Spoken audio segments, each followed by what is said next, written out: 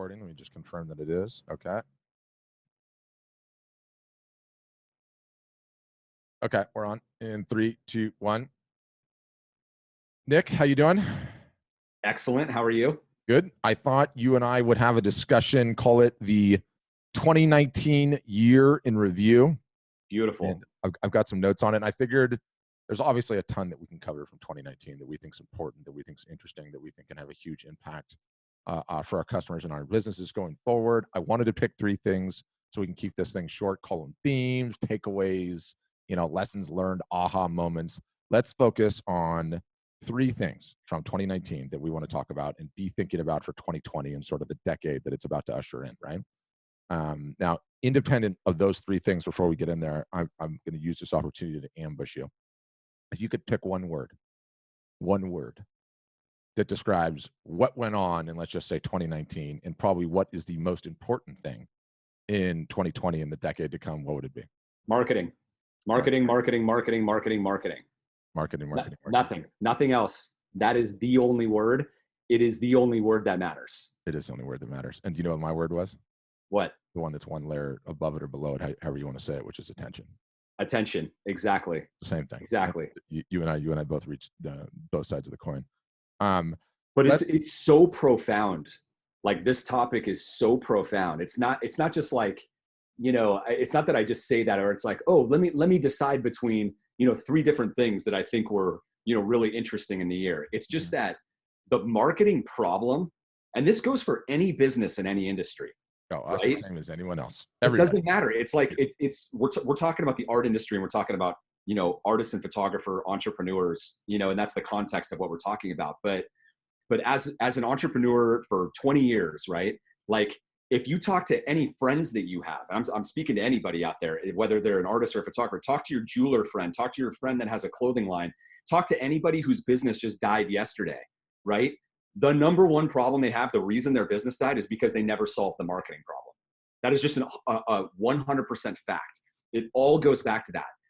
There's also like the flip side of that statement, which you'll hear a lot, which is sales cures all, right? Like, you can run a really crappy company, but if you've got the sales, it cures all. Like, it solves all the problems. You could have accounting problems, you could have all sorts of inefficiencies and things like that, but if you got the sales, it cures all.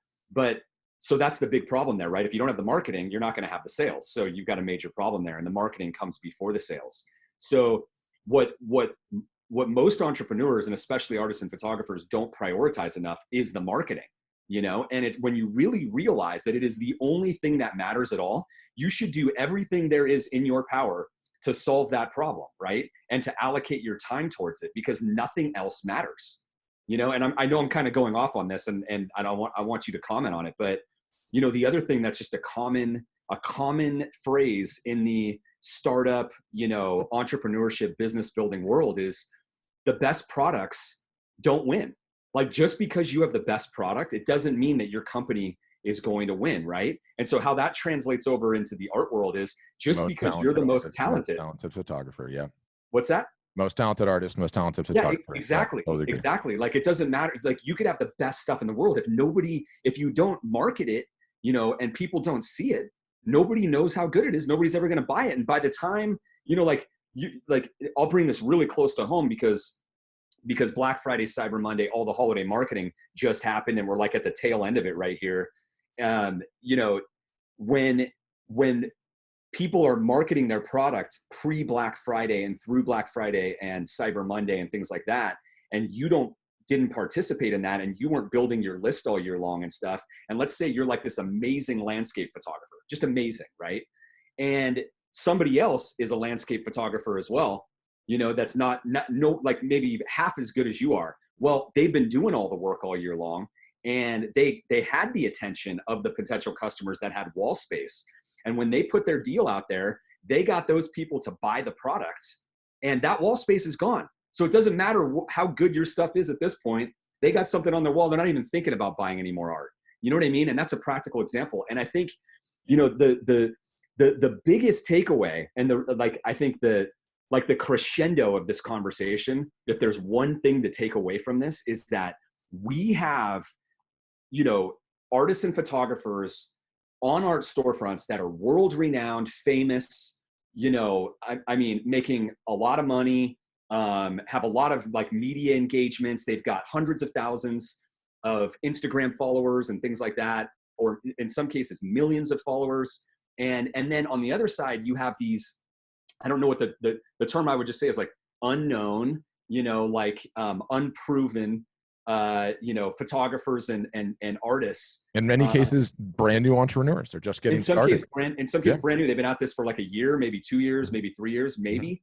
But nobody knows who they are. They're not famous. They never got any media behind them. They didn't get any like PR or like any, like if you look at their Instagram page or a Facebook page or something like Instagram, they'll probably have less than 1,000 followers, maybe 2,000 if you're lucky. A lot of those are probably family and friends too. So they don't know anybody. They're not celebrities. They're not independently wealthy. They're not hooked up. They're not nothing. Yeah. Exactly. And what we have seen here is that many of them have outsold, like think about this, outsold these other world-renowned, famous, have everything going for them. And that is incredible. Like, and that's not just like, this is not like fake news. This is a fact. This is a fact. And the reason is because here at Art Storefronts, we've got them both, right? We've got tranches of these guys and tranches of these guys, and we're able to see the truth in the numbers, in the sales data.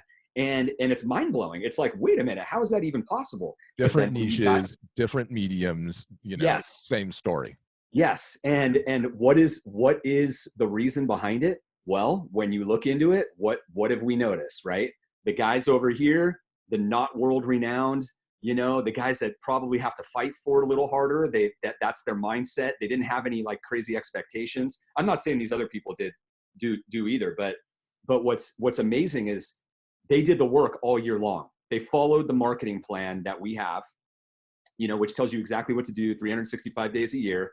They did everything they could, you know, they romanced their customers. They built their list. They built everything. And then, you know, and then when the big holidays came around and things like that, they executed on all those strategies. And sure enough, their sales will in many cases outdo these people, right? And then when we see what happened on the world renowned side, they don't do the marketing, right? Or they kind of phone it in, or they might have an assistant who takes care of a lot of administrative stuff in their business. And then, you know, they kind of have them dabbling in the marketing as well. And it's nothing against them, you know, but they're not marketers. And there's just a big difference between handling your own marketing and, you know, being the face of your product and all of that. And like, you know, like learning those skills. And when you learn those skills and you're engaging with your customers and they get to engage with you, the artist, it's really an amazing thing. And I mean, there's definitely something to that. There's an impact there, but overall it's just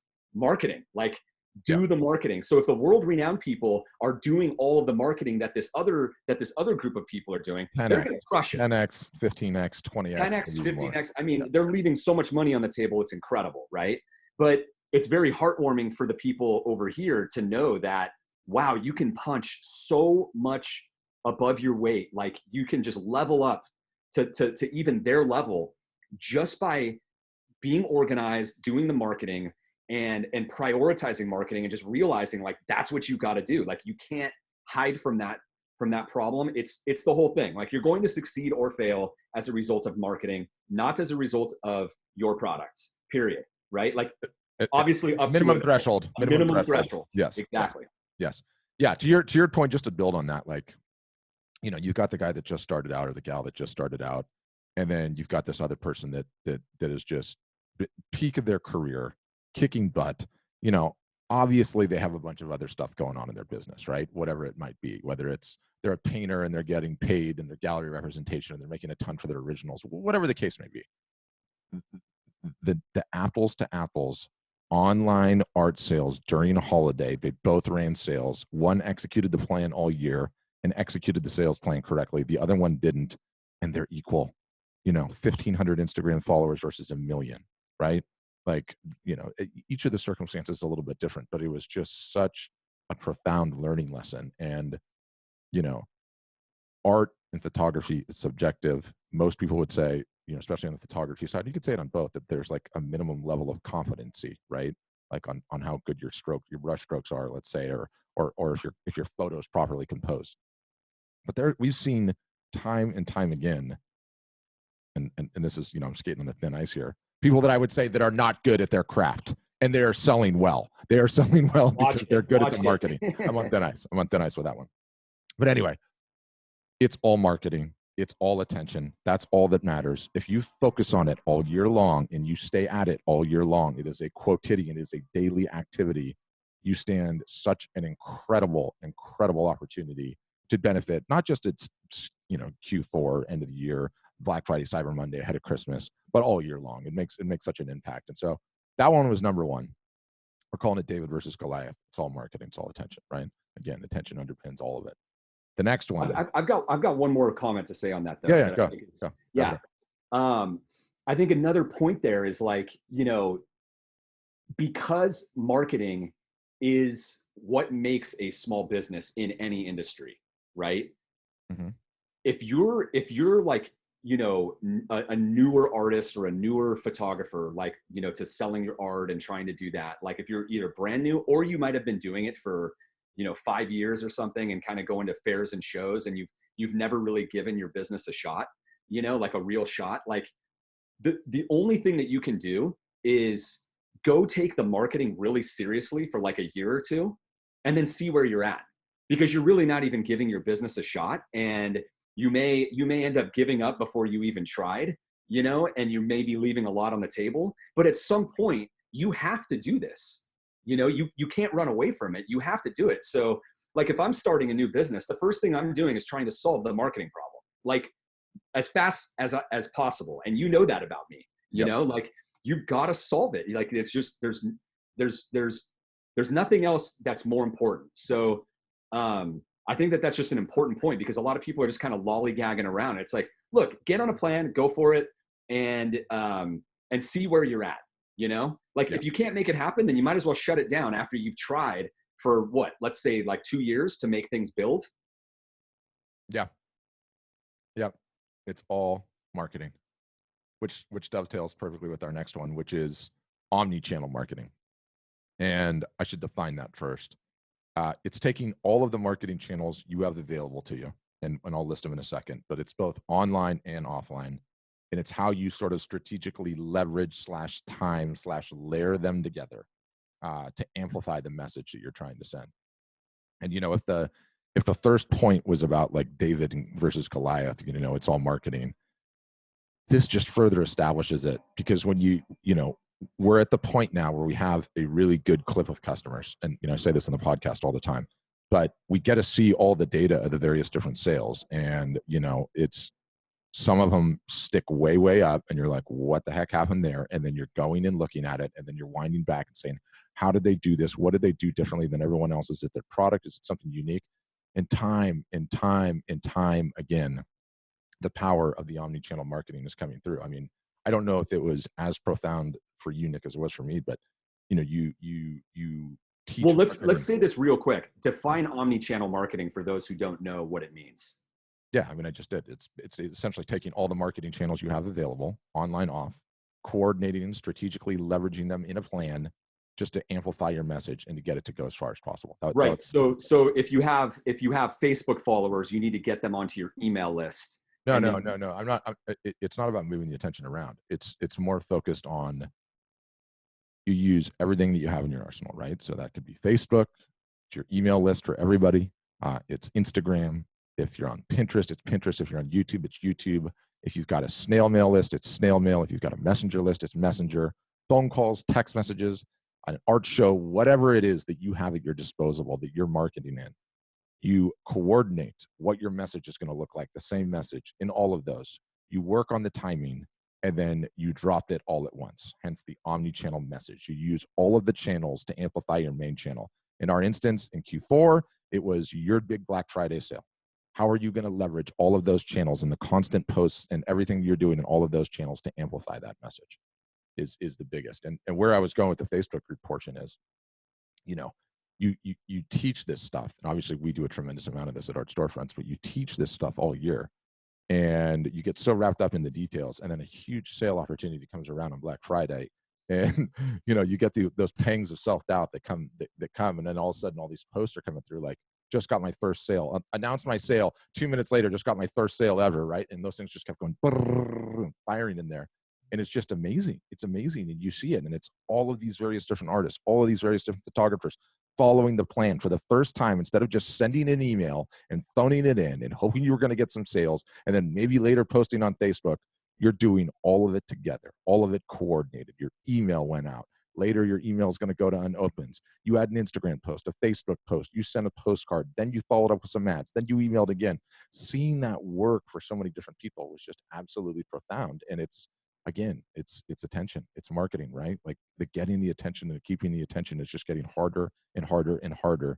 You stack the deck so unfairly for yourself if you don't do this. You're at such a disadvantage if you don't do this. And so I think it's going to continue. It was profound in 2019. It was profound for the last decade, and it's going to only be even more profound for the next. And I think it's going to underpin so much of what we plan to teach and we intend to teach. Go ahead. What do you think?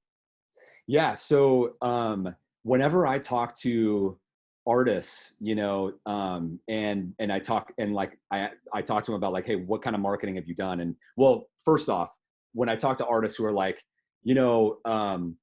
like, I tried some marketing, it doesn't work, whatever. Like, the first thing, like, literally there is a common theme with it, which is they sent out one email, it didn't work. Yeah. They then tried, they lobbed up a couple of Instagram posts that, it's just an image, like, there's no strategy to it or anything. Right. And that didn't work either. And then they're just like ready to throw up their hands, and they're like, well, that stuff doesn't work. Right. And I think it's profound, like what you're talking about, because that doesn't work, that doesn't work. Right. Like, in this day, and I mean, maybe that worked many, many years ago. I don't think it probably ever did, but the thing that does work is having, a good omni-channel type of strategy where, it's, everything is deliberate, and and you're taking that you're taking that piece of content and you're dropping it in all the areas. I mean, I think the other point I was going to say too is that, like, we know that attention is just getting harder and harder to get people's attention. And so whether you happen to make that post or send an email or put it on YouTube, wherever that person is, like, that's where you need to be, And so being able to shoehorn it into all of those areas is only going to get more critical. Only going to get more critical. And that's for absolutely everybody, right? It's so hard to get people's attention and keep it, to think you're going to get it with just one effort, with just your email or just your Facebook post or just your Instagram story. You're not.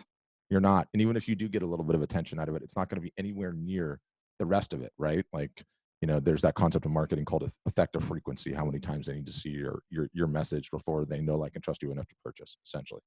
The same thing applies to an individual sale. Like, I ignore your email. Okay. And I go on about my life. I'm busy. Then I see a Facebook post, reminds me for a second. Guess what? I forget that. And then another day goes by and I see your Instagram story. I'm like, oh yeah, I forgot he's having a sale. I should do something about that. And then your kids come busting in your room and distract you, and you got to take the dog to go get a bath. And you forgot about that too. And then you got the second email and it's like, okay, I'm going to go check this out now. If you didn't do all those things, you stood zero chance. You stood zero chance.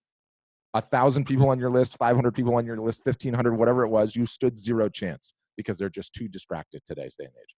But you hammer it, you layer them in, and you hammer that all together, and look where you get. I mean, it's sort of amazing. It's sort of incredible. And, the results were just profound this entire year. The results were just absolutely profound. So we're going to be doubling down, tripling down.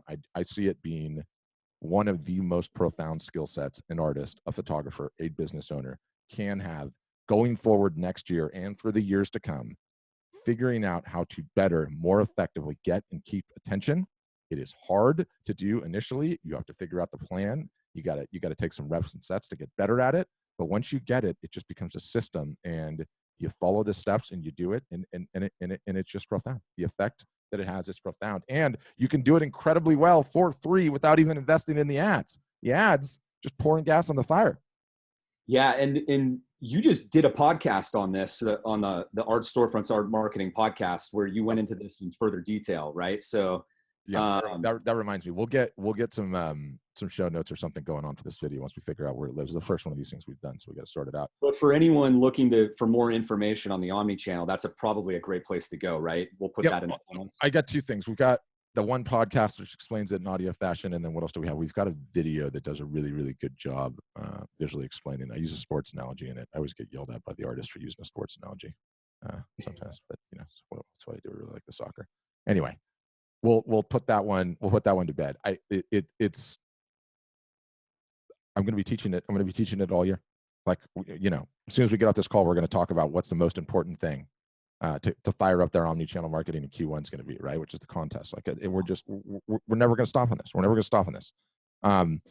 Number 3, and this one is perhaps my most favorite. We're going to finish off with this one, and it's AOV, average order value. And let me give the quick explanation that everyone talks about in marketing land. You probably heard this before. You go into McDonald's, you order your burger. What do they ask you? What did they used to ask you before it was a machine? Do you want fries with that? Do you want fries with that? Right? Like that's the age-old definition. It's, you were going to come in and give me, let's just say $5 for a cheeseburger.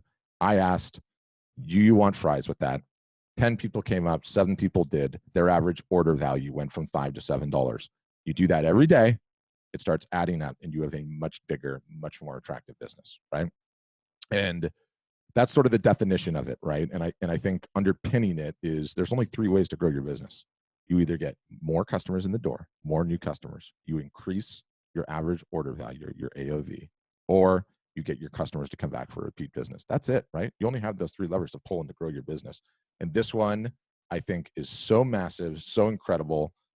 If you want to touch on it, touch on it. Otherwise, I'll tell the Laka story and then hand it back to you. What do you want to do? Well, I think that, you, like, some people really need to,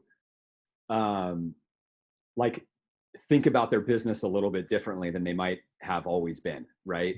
And getting creative with some of the other potential products that they can offer, variations of products, because there is a lot of ways that you can skin the cat, right? Like, some people say, I don't want to offer like iPhone cases. And I totally get that. I'm actually not advocating that, right? Yeah. But in the case of Matthew Laka, a successful painter, super talented, look what he did, right? And go ahead and talk about what he did, because I think it's really profound. Yeah, and for those that don't know, I'll include a link to his website also in these show notes so you can check him out. But he's an artist that we've worked with. He's been a customer for years, and he's just a good friend. And he turns over the keys to his digital castle, and so he lets us run tests and experiments and such. So this is a guy who paints, has a unique style. He's been at it for a long time. He's really starting to like come into his own, his peak, huge social media following, the whole deal, sells really well, his originals. He would have his print sales, and because he uses this impasto technique, and it's like where, if you looked at it like a side view of the painting, like the paint is coming off the canvas, like sometimes like an inch, it feels so thick. I think he said it takes like 3 months for a painting to cure after he makes it. So why am I telling you that? Because it doesn't translate so easily into a print, that much texture, right? It does, but it never does it justice. And so he would have these sales, and he would do well in his sales, and I would see what it would look like. And, it was just all prints.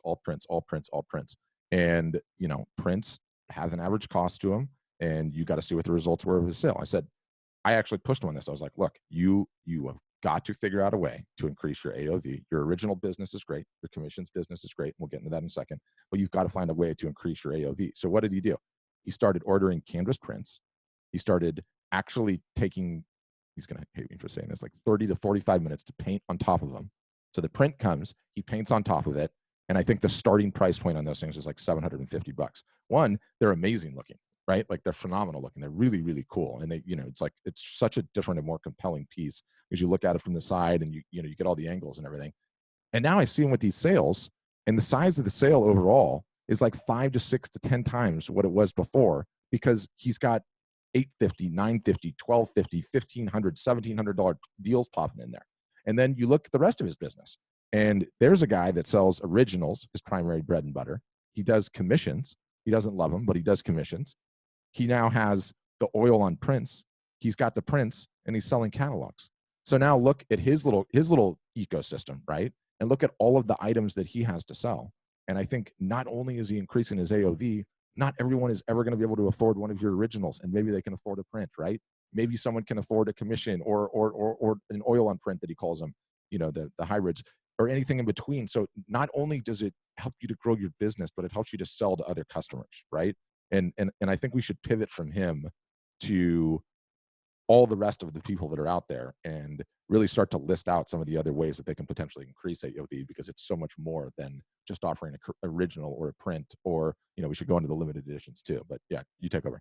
Yeah, because the limited editions are a spot in like original painting, limited edition, open edition, and then these special impasto things that you talked about, which is essentially just embellishing a print, right? Like yeah, artists have been doing that for a long time. But what's so cool about it is, and if I'm not mistaken, I thought he was doing it on metal as well, wasn't he? Was it just canvas or was it on metal? I thought he had some on metal. I think he's only done it on canvas. Okay. I mean, maybe, I don't know. But it was another marketing moment. Here we are back to marketing, right? He was able to make a whole marketing moment out of this. Like he asked his audience what he should name them. He got them all involved. He was showing them in videos. They were incredible to view. Like you get the side view and you can see that paint coming off the canvas. Yeah. I mean, like no joke at all. I'm not just saying this. Like I wanted one, and I know that like a lot of other people at our company, I think, said the same thing. Like, wow, those are really amazing. Yeah. And so he turned it into a great marketing moment, got a lot of buzz and obviously a lot of sales, and like the business changes right there because he's getting a new clientele that's in between the original and maybe the open edition. So he's like opening up the market. He's getting more money for it. So it's a really big thing. And I think that, the way that I am thinking, especially for 2020, and we've had a lot of discussions with our 3,000 members at Art Storefronts about this type of stuff already, is about, really redefining the way that you think about a fine art business, right? Like the way that a traditional, artist or photographer 5-10 years ago would think about a fine art business. Like, okay, I would just, I would just have my art, and I would just sell those pieces. And if you're a painter, you would sell originals and you might sell limited editions as well. Right. And then some of the photographers and some other artists, have gotten into the merchandise, right? They'll sell, coasters and iPhone cases and some things like that. A lot of them tend to stay away from those things, but some of them, like to sell those things. T-shirts, is another one, right? Yep. But beyond that, I believe that there is a way bigger picture, right? Like you just touched on one right there.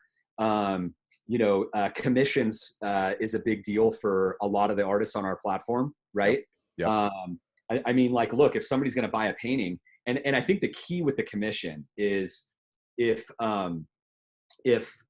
these people like your art already and your style, and they already have a piece in their home, like, your ability to get them to do a commission is a lot greater. I also think that, if you can paint, something like, it depends on what kind of a painter you are, but if you can paint a family photo, or if you can paint a landscape of their house or something in their city that they love, like that's something that they have an emotional connection to. And we know that the only thing that people hang on their walls are things that they typically have an emotional connection to, right?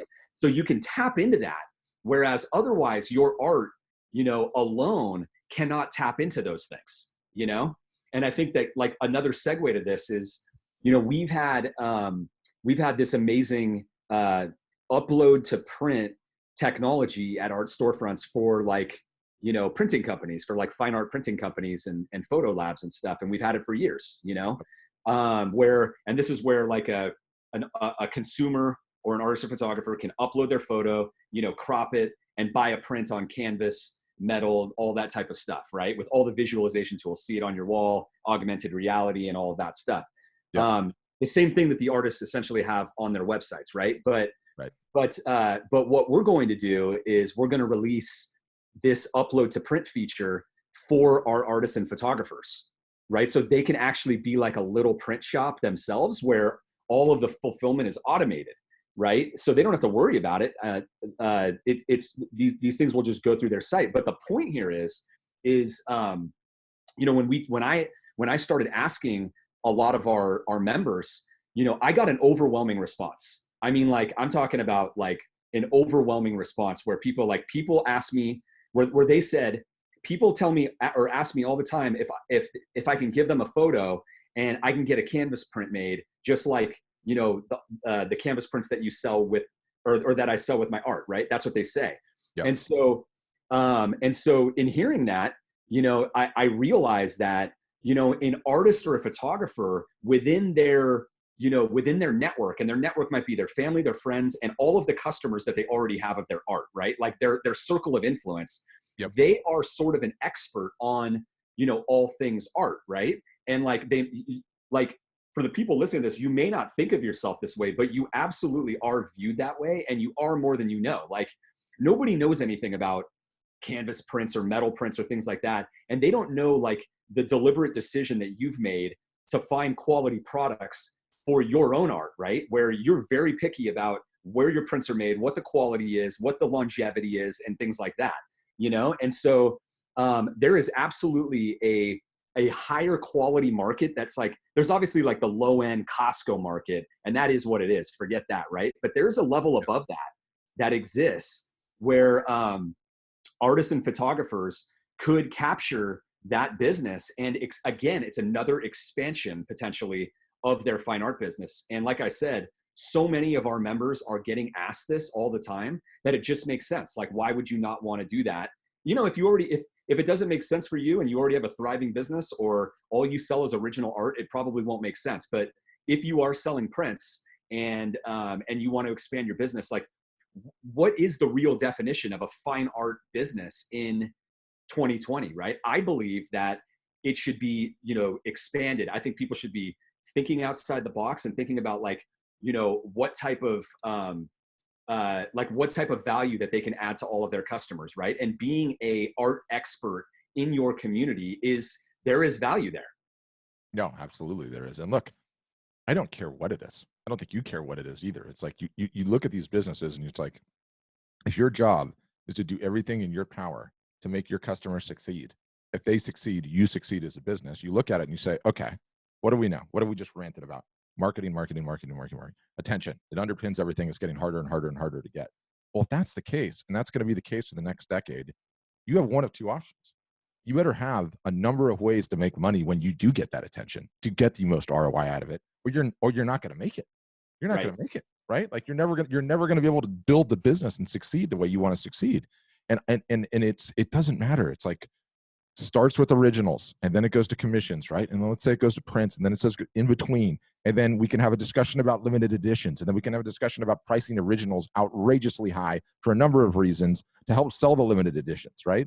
It doesn't matter if you've got a service-based business, if you're teaching education or you're taking people on photo tours. Like, you have to think through your business and analyze your business and say, what do I have that's unique to me, that's unique to my situation, that's going to allow me to increase the AOV, that's going to allow me, when I'm out there marketing all year long, when I'm building my emails, building my list, when they finally do get to know, like, and trust me, when they finally do come to my shop to purchase something, instead of $50, I'm going to get 150 or 500 or 1,000. That's it. That's the game. And it's our job, literally, to help our customers get as many new lines in the water of AOV as possible. And so we talk about these big trends. We talk about what's the most important thing for 2020 and the decade that it's going to usher in. And this is huge. This is way, way up on the list. And it's like, it just makes you think. Our job is to find as many ways as possible and just teach them how to use it. I mean, I feel extremely strongly about that. To your point about the upload print, that's a huge one. We've got the other one that we're working on that I don't even know if you want to get into on this broadcast, but hashtag potentially sell more products than just prints. If you want to talk about that, you can. But all of them are equally important, right? Like, sorry, my Google just is flipping out a little bit. That happens all the time. I know. So I just think AOV, massively important in the next decade. And like, look, it's all about making enough money to live the lifestyle that you want to live. And if you can do it on your art by being a little bit smart, AOV is a great way to get there. My 2 cents. Yeah. And I think another way of seeing the value of the AOV discussion is, you are doing everything you can to acquire a customer, right? or Right. to acquire an email, to acquire all of these followers, right? Yep. And when you sell them a piece of art and then you also sell them a calendar, right? Or you sell them a what did you call it? Like a tour, like, or if you're doing like classes or things Yeah. like that, Yeah. or you sell them a commission. It doesn't matter what it is, right? No. You're literally like you're taking it, the most important part is the customer. That's the hardest thing to get, right? So once you get it, you want to try to expand your sales with that customer as much as you can, right? Yep. And then so as you get more leads and customers on any of these products, you can move them over and upsell them onto these other ones, right? And it's just a matter of like they may buy your art and not even know about an upload to print or the commission, but after they buy it, you probably have a strategy where, like a couple of weeks later, hey, I just wanted you to know that people who buy my art, they get a 20% off discount on my commissions. Are you interested? Or Yep. something like that.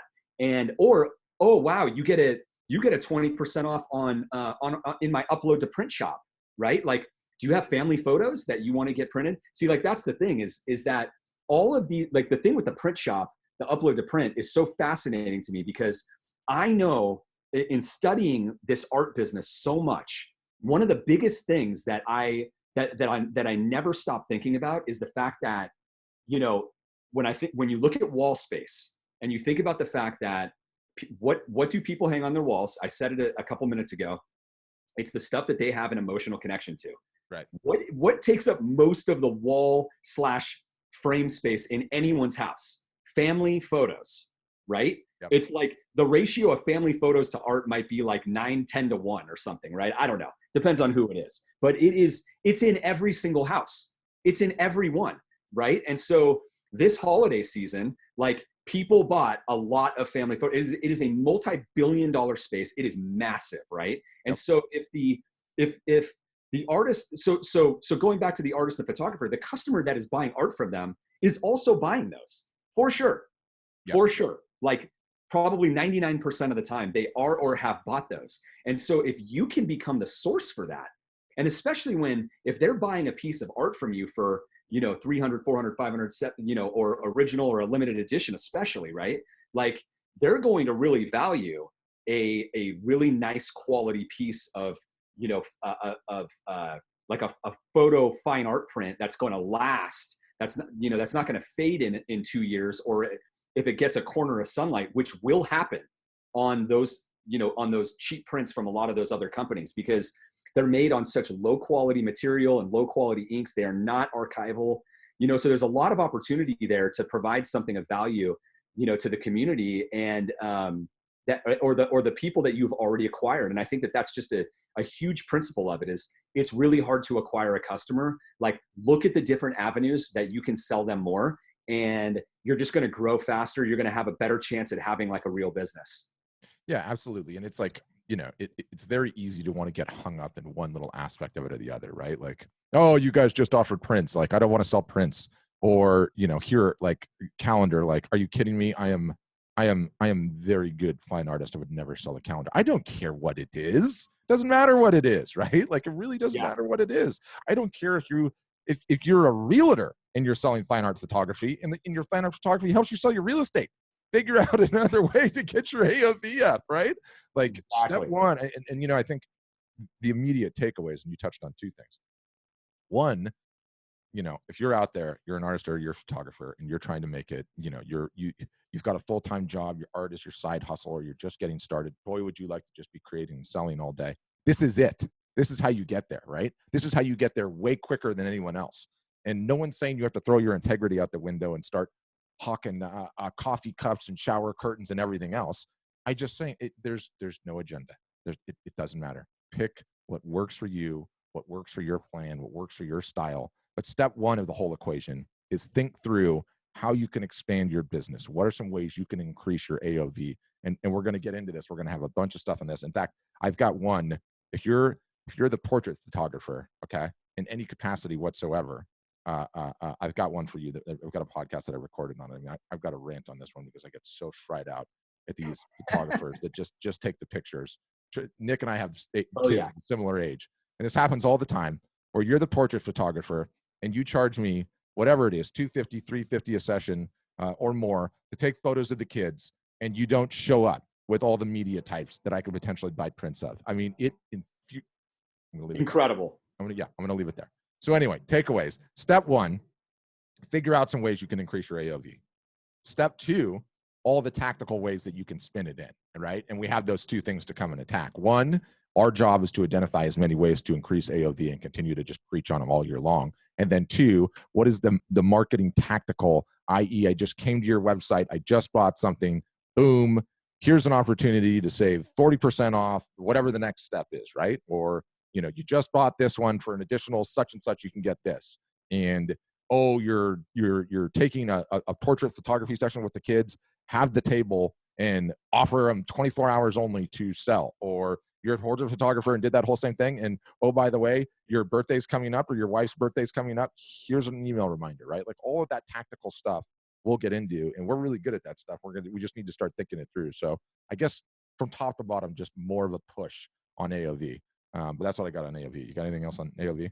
No, it's so interesting how we're having this discussion and how it all ties back to the first point, which was the marketing, right? Yeah. Like it all ties back to that, because it is so hard to acquire a customer and to acquire leads. Like, you think about the artists and the photographers that do shows, right? Like you're getting leads there if you're following the fishbowl technique. By the way, that's another one. The fishbowl technique. Let's put that in the show notes.